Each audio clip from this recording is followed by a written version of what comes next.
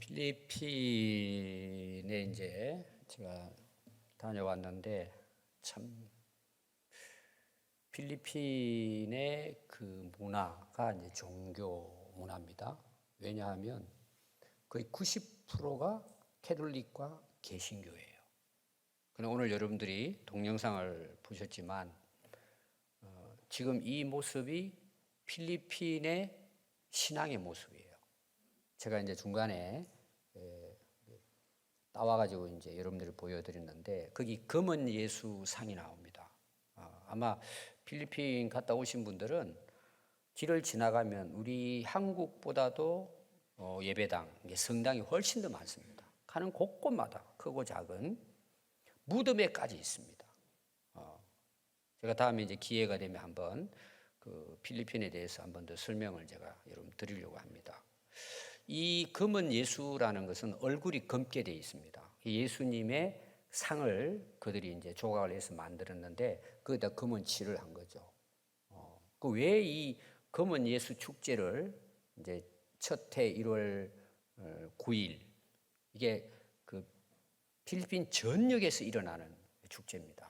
많이 모일 때는 거기 이제 유명한 성당이 있어요. 검은 예수상을 처음 가지고 온 거기 이제 안치를 했는데 마닐라시에 거의 1,000만 명이 모인다는 이 축제 행사에 어마어마한 축제입니다. 블랙 나자렌이라고 합니다. 영어로 블랙 나자렌. 나자렌은 이제 그 나사렛 예수를 이제 상징하는 것입니다.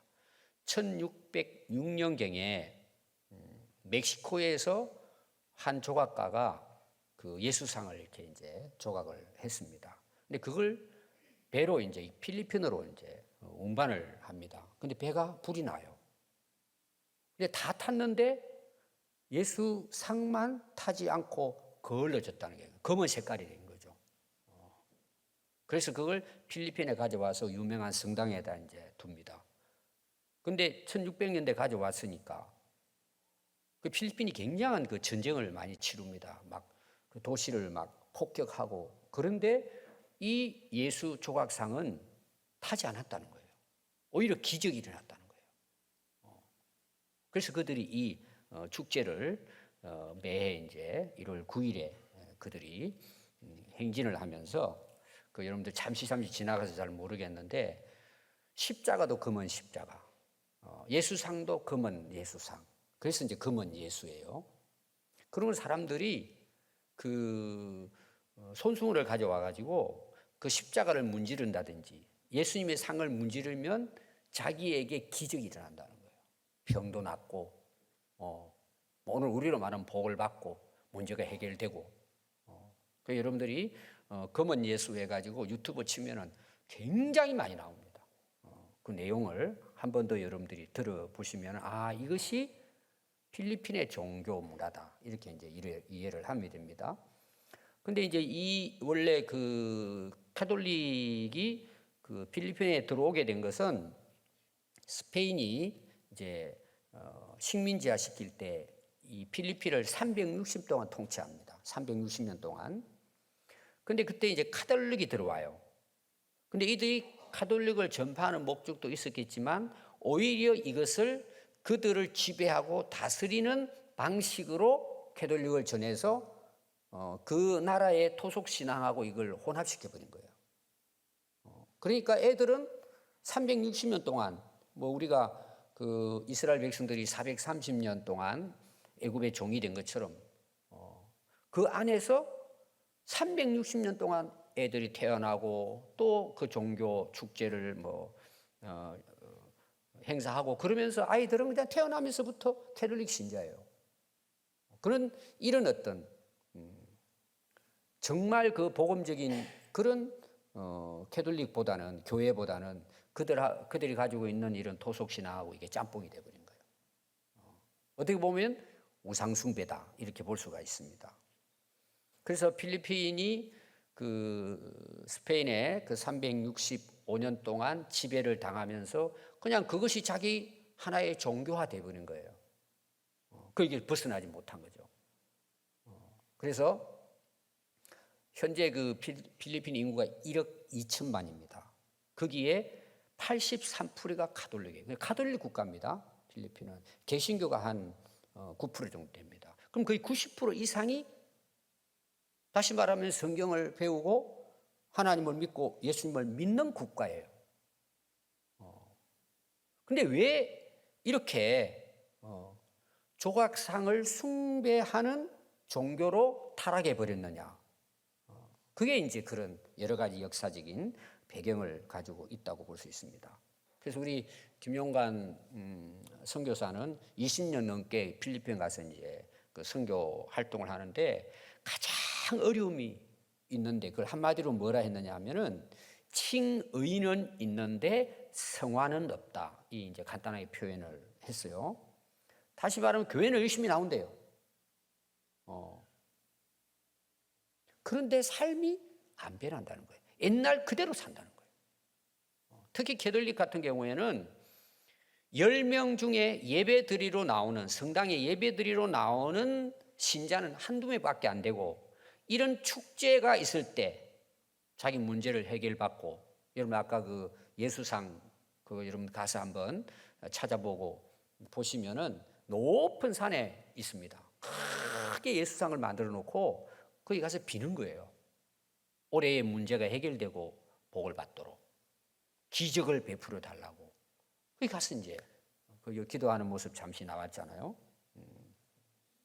그럼 여러분 가장 그 근본적인 원인이 뭐냐? 이 복음이 캐톨릭이지만 필리핀에 들어올 때 물론 그 캐톨릭 자체가 뭐예요? 우상처럼 마리아 상이나 예수 상이나 성인들 상을 만들어 놓고 거기 가서 숭배한단 말이에요. 뭐 거기 가서 빌고 기도하고 그런 어떤 지금도 마찬가지예요. 거의 비슷하다고 볼 수 있습니다. 그런데 필리핀에 이 복음이 들어올 때도 정말 성경적인 복음이 들어온 것이 아니고 이런 캐톨릭의 어떤 문화, 전통적인 것들이 들어와 가지고 그 나라의 옛날 무속 신앙하고 이게 혼합돼 버린 거예요. 이게 지금 오늘날 필리핀이라고 볼 수가 있습니다.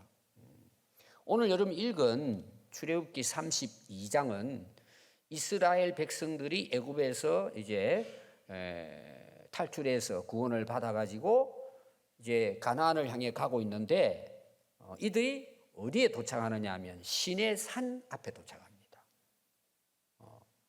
그 지금 내용이 오늘 우리 읽은 내용입니다. 하나님께서 모세를 부르십니다. 그래서 시내 산으로 올라가는 거예요. 백성들은 아래 있고 그리고 올라가서 하나님으로부터 이제 하나님 말씀을 받는 거예요. 뒤에 가면은 이제 두 돌판에 십계명을 받는 그 내용이 기록이 되고 있습니다. 그런데 이 모세가 올라갔는데 안 내려오는 거예요. 기다리고 기다려도 안 내려오는 것입니다. 그래서 백성들이 아론에게 찾아가 가지고 우리를 위하여 우리를 인도할 신을 만들어라는 거예요. 모세는 우리를 여기까지 인도해냈는데 도대체 어디 갔느냐, 도망갔느냐, 뭐 여러 가지 그들이 막 불평을 하면서 아론에게 우리를 인도할 신을 만들어 달라는 거예요. 이 아론이 너희들이 가지고 있는 그 금으로 만들어 놓은 그 금고리라든지 금붙이를 다 가져오라는 거예요. 그걸 녹여가지고 아론이 조각을 해서 금송아지를 만드는 거예요. 이게 이제 그들이 애굽에 있을 때에 애굽에서 섬기는 그런 어떤 신상이라고 볼 수가 있습니다. 그러면서 이야기해요. 너희를 애굽 땅에서 인도하여 낸 너희의 신이다. 그 금송아지 앞에서. 그래서 아론이 그 앞에서 제단을 쌌습니다. 번제를 드리고 제사를 드리고 화목제를 드리고 백성들은 거기서 먹고 마시며 일어나 뛰놀았다. 이게 오늘 이제 내용이에요. 제가 한 3가지로 오늘 말씀을 정리하려고 합니다. 그 문제가 생긴 한 시작이 뭐냐 하면 1절에 나오죠. 모세가 산에 올라갔는데 안 내려온다는 거예요. 더디게 온다는 거예요. 기다릴 수가 없다는 거예요. 그래서 이런 일들이 일어나는 것입니다. 여러분 이스라엘 백성들을 이해하면 이 말씀은 이해가 돼요. 이스라엘 백성들이 애굽에서 나와가지고 홍해를 건너가지고 여러 가지 어려운 광야길을 접어들어 가지고 시내산에 도착했을 때는 거의 한 달 반 걸렸어요. 한 달 반 동안 광야길을 걸어온 거예요.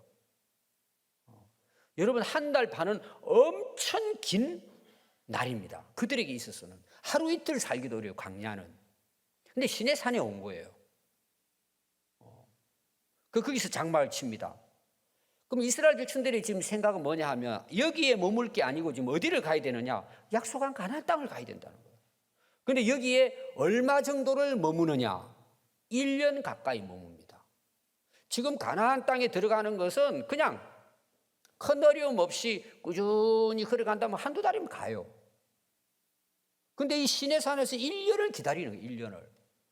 그럼 이스라엘 백성 입장에는 어떨까요?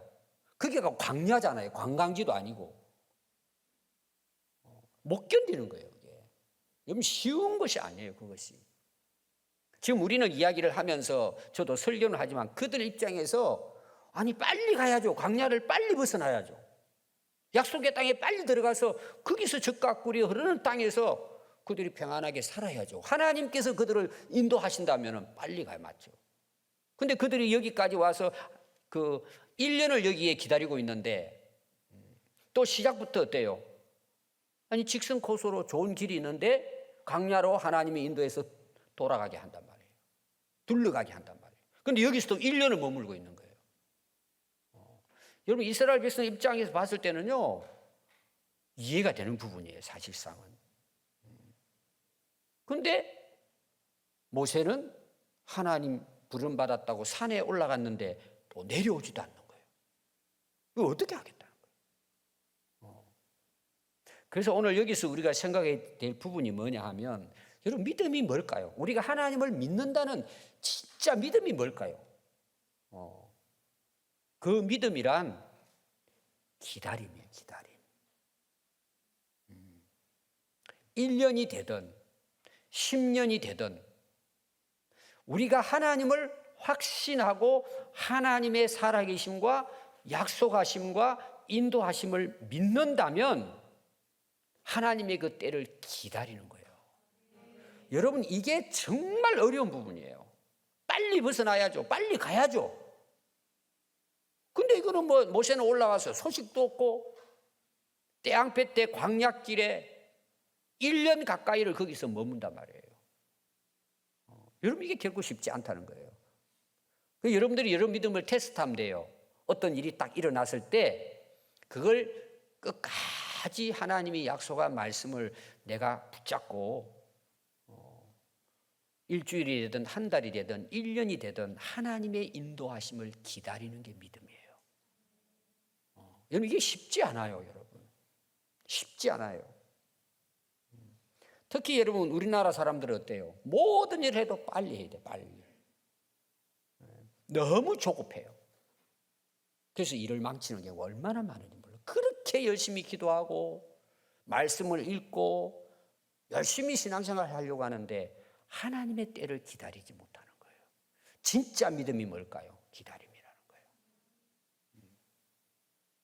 여러분, 이스라엘 백성들이 광야길을 들어서서 약속의 땅에 갈 수 있는 방법은 딱 하나밖에 없어요. 사실은 그 광야길은 인간으로서는 그 길을 갈 수가 없는 거예요. 근데 이스라엘 백성 40년 동안을 거기서 헤매잖아요. 아니 40일이 아니라 40년 동안을, 1년이 아니라 40년 동안이에요. 그럼 어떻게 그 40년을 갈 수 있을까요? 방법은 딱 하나예요. 하나님의 인도하심만이 가능한 거예요. 하나님께서 그들의 길을 인도할 때 광야길은 통과할 수 있는 거예요. 여러분, 우리 지금의 우리 인생도 마찬가지예요. 우리가 발버둥 치고 애써 살아가지만 우리 인생길은 하나님이 결정하시고 함께 하시고 인도하시는 거예요. 그 밖에는 방법이 없어요. 여러분, 이걸 모르는 사람들은요, 자기가 나름대로 살아가려고 애를 쓰죠. 막 이를 악물고 정말 견뎌내죠. 그래도 못 가요. 여러분, 출애굽기 13장 21절에 보면 여호와께서 그들 앞에서 가시며 낮에는 구름 기둥으로 그들의 길을 인도하시고 밤에는 불 기둥을 그들에게 비추사 낮이나 밤이나 진행하게 하시니 낮에는 구름 기둥 밤에는 불 기둥이 백성 앞에서 떠나지 아니하니라. 하나님의 인도하심이에요. 그리고 민수기에 가보면은요, 9장 22절에 이틀이든지 한 달이든지 1년이든지 구름이 성막 위에 머물러 있을 동안에는 이스라엘 자손이 진영에 머물고 행진하지 아니하다가 뜨오르면 행진하였으니 곧 그들이 여호와의 명령을 따라 진을 치며 여호와의 명령을 따라 행진하고 또 모세를 통하여 이르신 여호와의 명령을 따라 여호와의 직임을 지켰더라.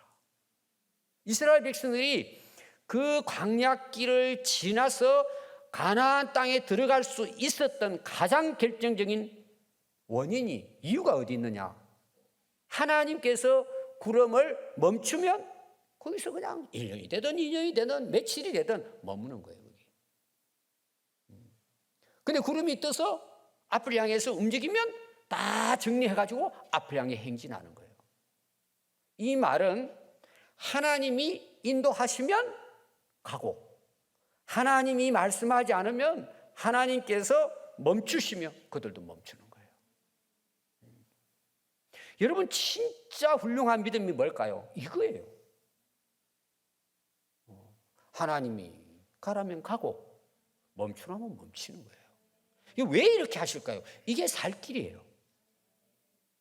이게 영원한 길로 가는 하나님을 믿는 성도들의 삶이에요. 그래서 진짜 믿음은 하나님의 때를 기다리는 거예요. 하나님이 가라 하면 가고, 하나님이 스톱하면 스톱하는 거예요. 오늘까지 여러분들이 신앙생활 해 오시면서 한번 여러분들이 돌아보십시오. 앞으로 우리 남은 인생이 있으니까. 여러분, 오늘 여기까지 살아오셨잖아요. 또 앞으로 살아가야 되잖아요. 또 여러분들이 힘들고 어려운 부분도 있을 거예요. 진짜 믿음은 하나님께 맡기고 하나님의 인도하심을 바라고 하나님의 인도하심에 순종하고 사는 거예요. 그게 진짜 하나님을 믿는 성도의 삶이에요. 두 번째는 뭐냐? 이들은 기다리지 못했잖아요. 지금 이 32장에서. 기다리지 못하니까 어떻게 해요? 원망하고 불평하면서 아론에게 우리를 인도할 신을 만들어 달라는 거예요. 그래서 여러분 6절을 보시면은요, 이튿날이라고 나와요. 이튿날. 이 말은 뭐냐? 앞에 나오는 금송아지 만들었어요. 금송아지 만들어가지고 그게 우리의 여호와라고 그 번제를 드리고 오늘 막 예배를 드려 하나님 앞에 뛰노라 그 안에서. 그런데 이튿날, 그러니까 만들어 놓고 이튿날 그거를 그 앞에 번제 화목제를 드리면서 거기 먹고 즐기고 뛰놀았단 말이에요. 그런데 7절을 보시면요, 여호와께서 모세에게 이르시되 너는 내려가라. 네가 애굽 땅에서 인도하여 낸 내 백성이 부패하였도다. 그럼 여러분, 그 모세가 시내산에 올라가서 40일 동안 하나님의 말씀을 받아와요. 율법을 십계명과 함께. 그게 이제 이어서 두 돌판이 나오고 그 다음에 레위기서가 여기에서 주어진 내용이에요. 하나님께서. 그럼 우리가 정확하진 않다면, 아니 하루만 더 기다렸다면 이런 일이 일어나지 않았을 거예요. 하루만 기다렸다면. 우리가 막 후회하는 것 중에서 어느 시간이 흐르고 난 다음에 그때 내가 기다렸다면, 내가 서둘지 않았다면 이런 일이 일어나지 않았을 건데, 여러분 인생의 결정이요, 우리의 앞으로의 인생도 마찬가지고 그게 여러분 큰 문제가 있는 게 아니에요. 한두 개 문제고 하루 이틀 문제예요. 조금만 더 기다리면 아무 문제가 없을 텐데 자기 생각에 욕심에 서둘러 가지고 막 급하게 하다 보면 뭐예요? 사단이 나는 거예요. 그래서 여러분 그런 일 많을 거예요. 조금만 더 기다렸다면. 그걸 못 기다리는 거예요. 하루만 기다렸으면, 더 기다렸으면 모세 내려올 거잖아요. 여러분 우리가 뭔가 자꾸 내 욕심을 앞세우고 내 생각을 앞세우고 뭔가 빨리 뭔 일을 이루어 보려고 하다 보면은요, 반드시 하나님 말씀을 무시해 버립니다. 하나님 말씀 들으려고 하지 않습니다.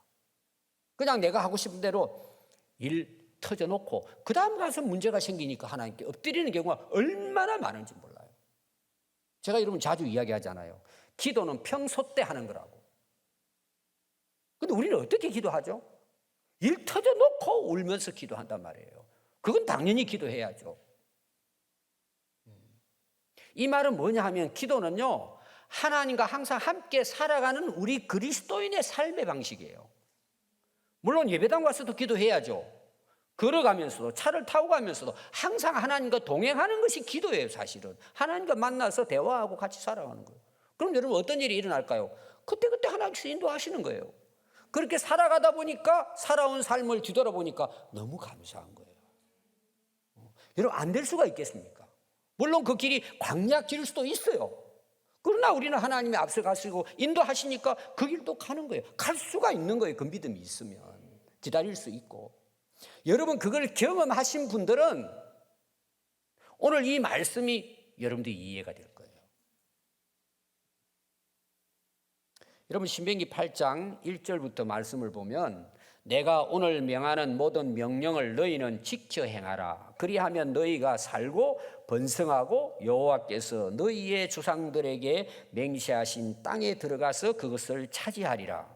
내 하나님 여호와께서 이 40년 동안 내게 광야길을 걷게 하신 것을 기억하라. 이는 너를 낮추시며 너를 시험하사 네 마음이 어떠한지 그 명령을 지키는지 지키지 않는지 알려 하심이라.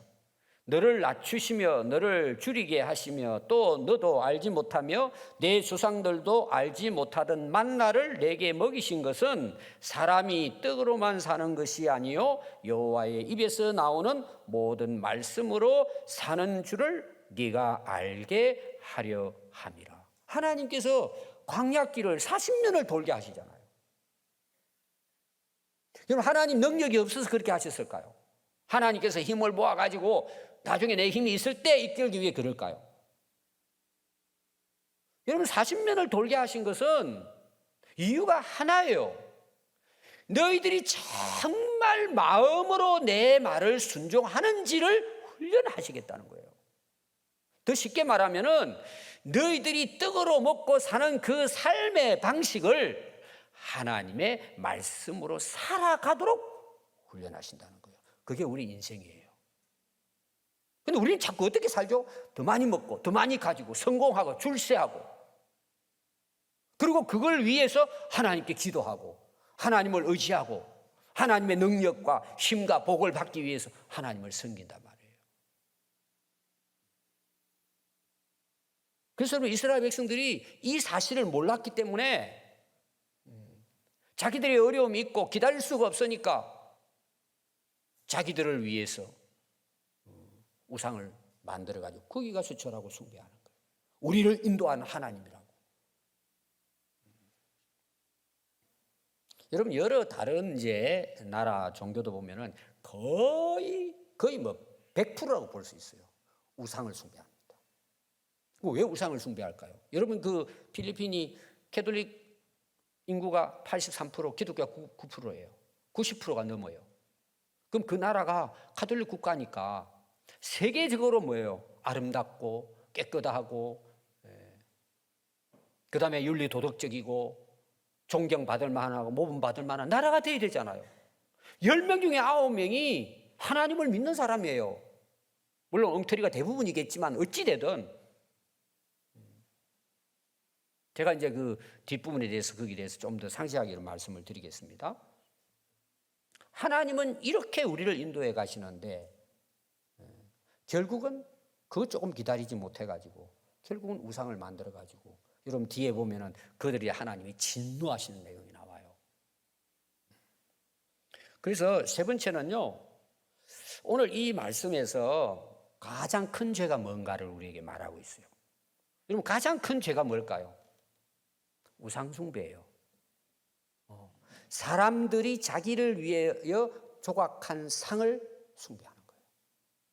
가장 큰 죄란 말이에요.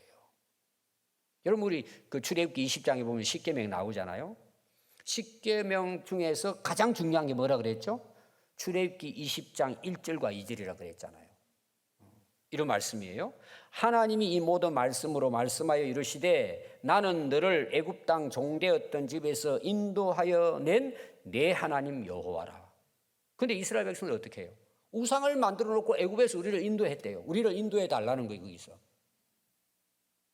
여러분 하나님의 은혜로 구원받고 오늘까지 우리가 살아왔어요. 우리도 살아왔어요.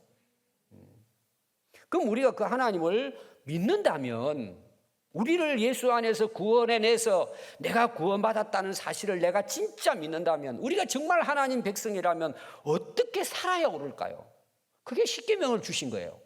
그래서 이스라엘 백성들에게 3절부터 나와요. 그래 내가 너희들을 인도해서 구원해냈는데 너희들은 내 백성이야. 너희 이렇게 살면 되는 거야 하고 법을 주신 거예요. 왜? 애굽에 430년 동안 살면서 애굽의 문화에 그들이 완전히 빠져 있으니까 아예 그냥 태어날 때부터. 그래서 그 3절 보면은 첫 번째가 뭐예요? 십계명에서 너는 나 외에 다른 신을 내게 두지 말라는 거예요. 이 말은 다른 하나님이 없다는 거예요. 하나님은 오직 한 분, 너희들을 애굽에서 구원해낸 나 한 분밖에는 하나님이 없다는 거예요. 그러니까 우리의 진짜 신앙은 뭐예요? 하나님은 절대적인 분이에요. 한 분 하나님이신 거예요. 이건 믿으라는 거예요. 두 번째가 뭘까요? 너를 위하여 새긴 우상을 만들지 말고 또 위로 하늘에 있는 것이나 아래로 땅에 있는 것이나 땅 아래 물속에 있는 것의 어떤 형상도 만들지 말며 그것에게 절하지 말며 그것들을 섬기지 말라 그랬어요. 이게 두 가지예요. 가장 중요한 것이 다른 신을 두지 말. 다른 신이 없다는 거예요. 섬기지 마라. 너희들을 위해서 새긴 우상을 만들지 말아라. 그럼 여러분 32장에 어떤 일이 일어나요? 이 두 가지 다 범한 거예요. 여러분 가장 큰 죄가 뭔 줄 아세요? 하나님도 섬기고 세상 것도 섬기는 거예요. 또 보이지 않는 절대적인 하나님보다는 보이는 어떤 그 상을, 그러니까 우리가 캐토릭을 인정할 수 없는 게 그거예요. 뭐 나름대로 의미를 가지고 숭상을 하겠지만 하나님은 너희들을 위해서 새긴 우상을 만들지 말라는. 그럼 여러분 오늘 32장에 보니까 왜 이들이 금송아지를 만들어 가지고 우리를 인도한 하나님이라고, 우리를 앞으로 인도할 하나님이라고 그들이 노래 부르고 있잖아요. 이게 가장 큰 죄라는 거예요. 뭐 우리가 여러 가지 세상에 죄가 많겠지만 정말 하나님 앞에 가장 큰 죄는 우상 숭배예요. 여러분 출애굽기 14장 30절부터 보면은 그날에 여호와께서 이같이 이스라엘을 애굽 사람의 손에 구원하여 내심에 이스라엘이 바닷가에서 애굽 사람들이 죽는 것을 봤어요. 홍해를 건너면서 자기들은 건너왔는데 그들을 죽이게 오는 애굽의 군대들은 전부 다 홍해에서 몰살당하잖아요. 그걸 이스라엘 백성들이 건너고 이렇게 본 거예요. 제가 얼마 전에 설교했죠. 그걸 보고 그들이 하나님 앞에 노래하고 찬양했다. 이 내용이 나왔어요. 31절에는 이스라엘이 여호와께서 애굽 사람들에게 행하신 이 큰 능력을 봤어요.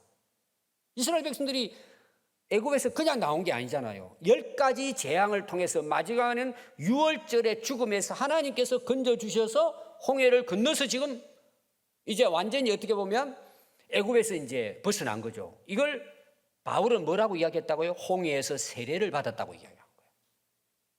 오늘 우리는 말하면 예수 믿고 구원받았단 말이에요. 그들의 고백이 어떤 고백을 하느냐 하면은 이거를 보고는 여호와 하나님을 경외하며 여호와의 종 모세를 믿었더라. 그걸 기적을 보고 믿었단 말이에요. 여러분 같으면 어떨 것 같아요? 홍해를 건너왔어요. 자기들을 죽이게 오는 애굽 군사들이 매몰돼 버린 거예요. 수장돼 버린 거예요. 여러분 그걸 여러분들이 보고 있었다면 여러분 어떻게 할 것 같아요? 하나님은 살아계시구나. 전능하신 분이구나. 만군의 왕이시구나. 여러분 다 고백할 거예요. 이스라엘 백성들이 그걸 다 봤어요. 또 뭐 마라의 쓴물이 단물이 되고 계속해서 하나님께서 그들을 인도해 가세요. 그 하나님 믿었어요. 기적을 봤기 때문에. 근데 여러분 오늘 말씀을 보십시오. 32장 7절에 보면 여호와께서 모세에게 이르시되 너는 내려가라. 네가 애굽 땅에서 인도하여 낸 네 백성이 부패하였다는, 썩었다는 거예요. 여러분 음식이 썩으면 어떻게 돼요? 버려야 돼요. 이 민족들은 부패했다. 이젠 가치가 없다. 다 썩었다. 그들이 내가 그들에게 명령한 길을 속히 떠났다. 그 명령이 뭐예요? 하나님 주신 십계명과 계명이에요. 그래서 자기를 위하여 송아지를 부어 만들고 그것을 예배하며 그것에게 제물을 드리며 말하기를 이스라엘아 이는 너희를 애굽 땅에서 인도하여 낸 너희 신이라 하였도다. 여호와께서 또 모세에게 이르시되 내가 이 백성을 보니 목이 뻣뻣한 백성이로다. 자, 부패했어요. 하나님 명령을 속히 떠났어요. 이 속히라는 말을 왜 썼을까요? 앞에 하나님이 엄청난 기적을 보여주고 그들을 인도해 주셨는데 모세가 좀 늦게 내려온다고 그것도 40일 아니에요. 하루를 참지 못하고 우상 만들어가지고 섬겼다 이 말이에요. 이렇게 속히 자기들을 원하는 위하여 송아지를 만들어 거기 예배를 했다는 것입니다. 이 백성들은 목이 뻣뻣한 백성이. 이 뻣뻣하다는 말은 뭐냐? 완고하고 곧고 굳고 고집세다는 뜻이에요. 다른 분이 고집센 백성이라는 거예요. 여러분 고집세면 어떤 일이 일어나요? 말 안 들어요. 여러분 부모가 자식들 어릴 때는 잘 키우다가 어느 정도 딱 애들이 크면 어떻게 하죠? 고집부립니다. 안 듣습니다. 빗나갑니다. 그때부터 어떤 일이 일어나느냐? 세상으로 가는 거예요. 교회 가자 그러면 뭐라 그럴까요? 요새는요 초등학생들도 그렇게 말한대요. 종교는 자유입니다. 학교에서 그런 거 가르치니까 이상한 것들. 동성애도 가르친다 그러잖아요. 이 말이 되는 일입니까 여러분? 책에 그거 나와 있대 다. 제가 얼마 전에 그거 읽어봤어요. 도서관에 그런 책들을 만드는 12,000가지 정도 있대요. 12,000. 난 깜짝 놀랐어요. 완전히 한쪽으로 가버린 거예요. 떠나버린 거예요. 그 왜 그럴까요? 그 내용을 보면은 자기가 우상이에요. 지금 여러분들이 그 내식 뭐 금쪽이 뭐 이런 거 나오잖아요. 그 지금 계속 그 다른 이제 청소년 뭐 소아과 의사하고 그 뭐 어떤 분 계속해서 그 나오는 그분하고 이 뭐라 할까 장단점에 대한 논란이 지금 계속 일어나고 있어요. 나는 그 의사 말이 오히려 90%도 맞아요. 난 성경적으로 생각했어요. 그 보고는. 여러분 어릴 때부터 아이들을 굳게 자라도록 말씀으로 철저하게 가르치지 않으면 여러분 세상의 문화는요 인간 사회가 아닙니다. 여러분. 그렇게까지 지금 이 종말을 다가가고 있어요. 그러니까 어릴 때부터 여러분들이 신명기 6장이 나오잖아요. 앉았을 때나 들어가 있을 때나 계속 말씀을 가르치라 그러잖아요. 어릴 때부터 그냥 세뇌를 시켜야 돼 말씀으로. 움직이면 말씀대로 움직일 수 있도록. 근데 여러분 어떻게 교육시켜요? 자기를 위하여 성공하도록. 그 성공하면은 그 세상적인 가치가 성공하면 성공했다고 보는 거예요.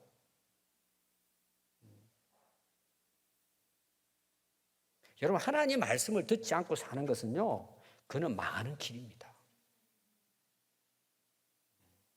그래서 32장 21절에 보면 모세가 아론에게 이르되 이 백성이 당신에게 어떻게 하였기에 당신이 그들을 큰 죄에 빠지게 하였느냐. 큰 죄래요. 가장 큰 죄래요. 이것이. 가장 큰 죄죠. 하나님의 십계명에서. 또 32장 30절에 보면요. 이튿날 모세가 백성에게 이르되 너희가 큰 죄를 범하였도다.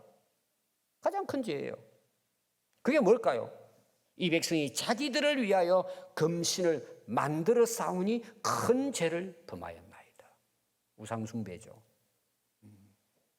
여러분 어느 나라든지 어느 나라 교회든지 그 안에는 두 종류의 신앙이 있습니다. 크게 제가 이제 나눈다면은 어떤 사람이냐 하면 오늘 우리 예배드리러 나왔어요. 우리 안에도 그런 분이 있을 수 있어요. 아직도 믿음이 부족하기 때문에 또 뭐 잘하는 과정이 있는 사람도 있으니까 예배를 드리는데 하나님을 위해서 예배 드리는 거룩한 백성들이 있어요. 교회 안에. 또 한 부류는 뭐예요? 예배는 드리는데 자기를 위해서 예배를 드리는 거예요. 두 종류가 있습니다, 여러분. 딱 크게 나누면. 여러분, 처음에 교회 나오면 잘 모르니까 어느 정도 하나님을 알고 예수 믿을 때까지는 자기 어떤 세상적인 여러 가지 복잡한 문제, 어려움, 뭐 또 질병, 이런 걸 하나님 앞에 가져와서 기도하면서 하나님께 도와달라고 기도하겠죠. 저는 그것도 나쁘다고 보지 않아요. 그런 가운데 하나님이 창조하신 분이시구나. 아, 예수님이 나를 위해 십자가에 못 박혀 돌아가심으로 내가 제사함 받고 구원을 얻게 됐구나. 자, 이걸 확실히 깨달은 거예요. 말씀을 통해서. 이게 오늘 우리로 말하면 이제 구원받는 믿음이죠.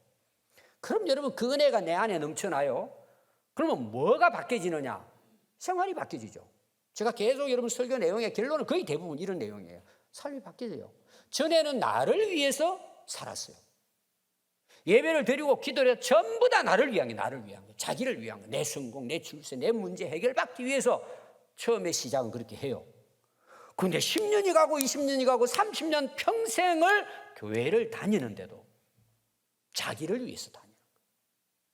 자기를 위해서 기도하고, 자기를 위해서 예배드리고, 자기를 위해서 일하고, 그렇게 살다 가면 여러분, 그 사람이 구원 받겠습니까? 여러분, 은혜를 받았다는 것은 내가 하나님을 믿고 예수님을 확실히 믿고 구원 받았다는 것도 있지만 그 다음부터 내 삶이 뭐예요? 전에는 나를 위해 살아왔는데, 나를 위해서 예배드리고 기도했는데, 봉사했는데 이제 하나님을 위해서 예배드리는 거예요. 이게 진짜 예배를 드리는 거죠. 신령과 진정으로 하나님께 감사와 찬송과 영광을 돌리는 예배를 드리는 거죠.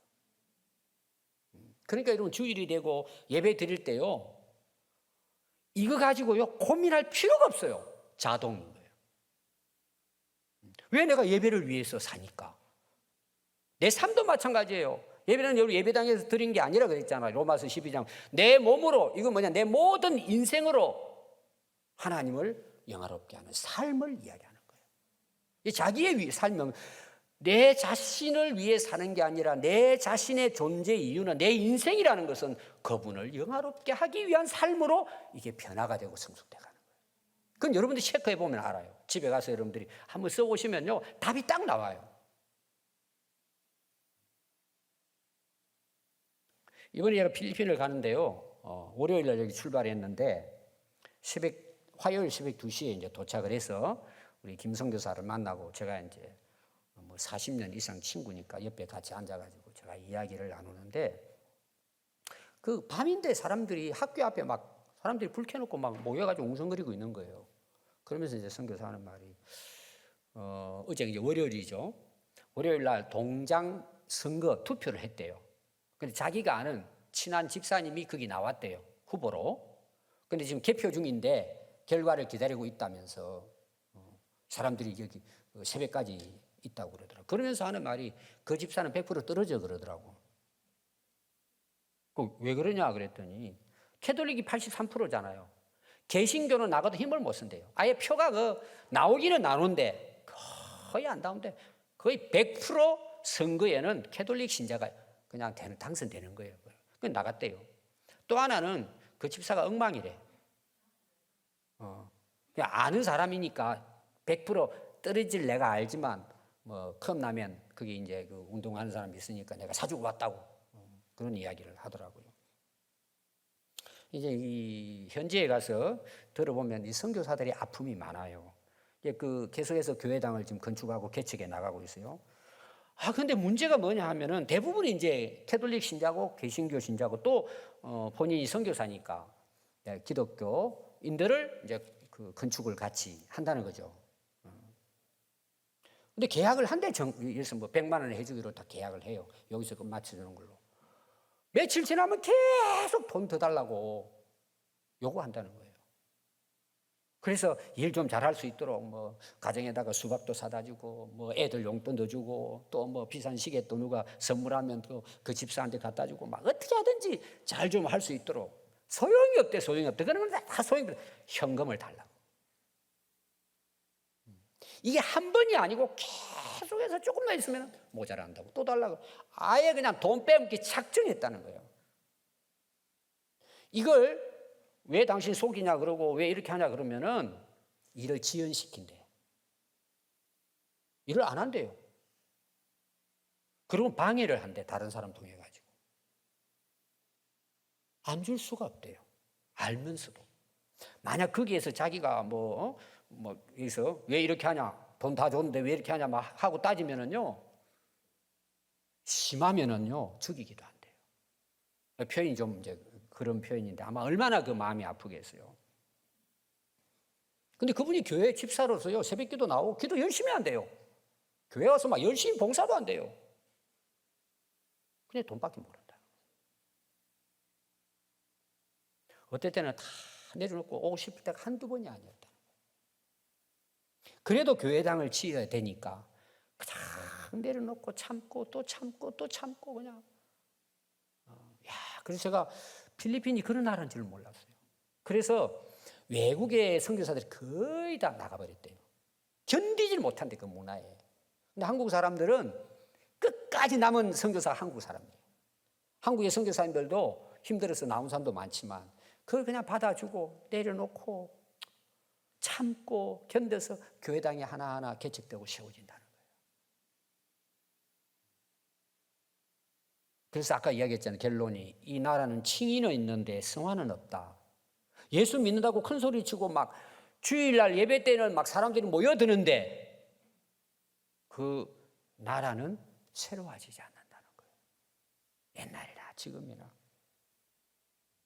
그리고요, 10명 중에 한두 명이 이제 예배도 드리러 나오는데 큰 행사 때는 온 나라가 들썩인다. 아까 여러분들 그걸 보셨죠?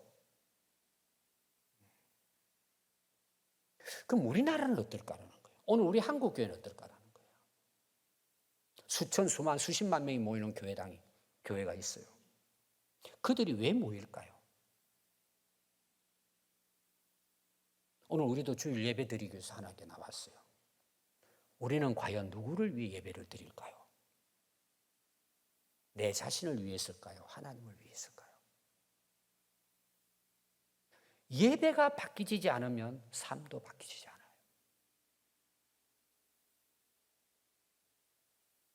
여러분, 회개가 뭔 줄 아세요? 자기를 위해 사는 것에서 하나님을 위해 사는 것으로 인생이 바뀌어지는 거예요. 여러분, 이게 회개 아닐까요? 여러분, 가장 큰 죄가 뭐라고요? 자기를 위해 하나님을 섬기고 예배하고 기도하는 거예요.